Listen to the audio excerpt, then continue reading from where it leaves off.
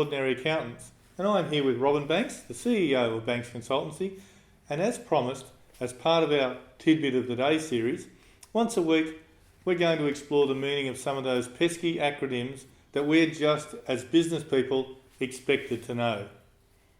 You used so many acronyms last week, my head was spinning with all the terms relating to taxes contained in the BAS. Let's recap on GST. Well, GST is Goods and Services Tax.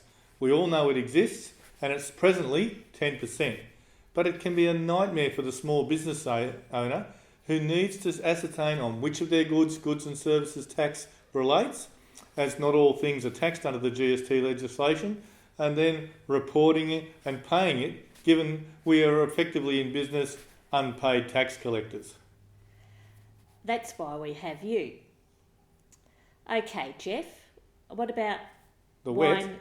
Yes, the WET, wine equalisation tax is a value-based tax applied to wine consumed in Australia, which generally applies on the last wholesale sale of wine, usually between the wholesaler and the retailer. PAYG, I know this one. It's pay all you've got. No, not quite, Robin. It actually means pay as you go. But there are so many variations of it that we're going to devote a whole tidbit to it. So keep an eye out for that. Well, maybe I shouldn't have asked. Before we go, how's that book going? The book is actually ready. And as soon as the website goes live, we will publish it and it'll be available to everybody for free. Okay then, I'm going to read that book and come up with some really obscure terms for you. Watch out. Kirsten added her touch to it, and I'm sure there'll be things like OMG and things like that.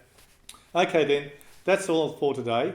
I'm Jeff Banks. And I'm Robin Banks. And we are Banks Consultancy, not your ordinary accountants.